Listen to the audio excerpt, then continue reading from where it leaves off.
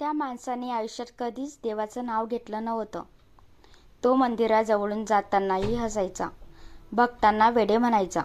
पण अधिक मासाच्या एका रात्रीत त्याच्यासोबत असं काय घडलं की दुसऱ्या दिवशी संपूर्ण गाव हादरलं. नमस्कार मित्रांनो, मी माऊली चॅनलवर घेऊन येत आहे एक छोटीशी कथा, जी की देवीचा साक्षात्कार घडवून आणते. तर ऐका. विदर्भातील एका छोट्या गावात निलेश नावाचा माणूस राहत होता. तो खूप हुशार पण अहंकारी होता.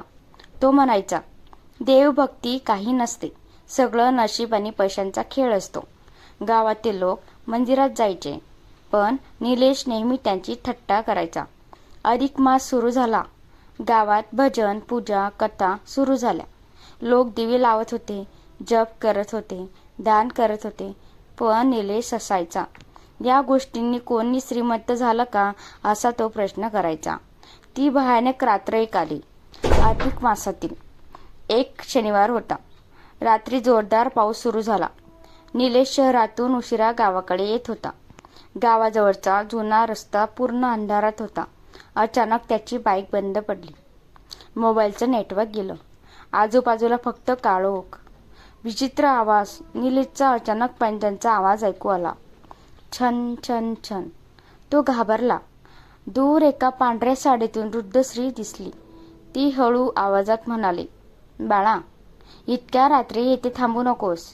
निलेश चिडून म्हणाला, तुम्ही कोण?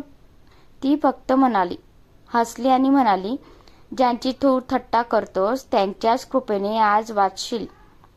ती वृद्ध स्त्री त्याला एका जुन्या मंदिराकडे घेऊन गेली. मंदिरात छोटासा दिवा पेटत होता. ती म्हणाली, आजची रात्र इथेच थांब. निलेशला भीती वाटत होती, पण दुसरा पर्याय नव्हता. सकाळी धक्का बसणारी घटना घडली. सकाळी गावातील लोक तेथे आले. ते निलेशला पाहून थक्क झाले, कारण त्या मंदिरावरचा पूल रात्रीच तुटला होता. जर निलेश पुढे गेला असता तर तो नदीत वाहून गेला असता. निलेश घाबरत म्हणाला, काल मला एक वृद्ध स्त्री दिसली, जी की मला इथे घेऊन आली.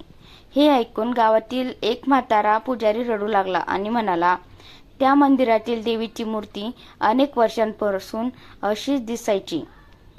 त्या दिवसानंतर निलेश पूर्ण बदलला. तो रोज मंदिरात दिवा लावू लागला, गरिबांना मदत करू लागला, देवाचं नाव घेऊ लागला. लोक आश्चर्याने म्हणू लागले. अधिक मासाने त्याचा अहंकार मोडलाय. एक दिवस निलेश गावात येऊन म्हणाला, देव आपल्याला शिक्षा देत नाही, कधी कधी संकटातून वाचवण्यासाठी अंधारातही हात धरतो.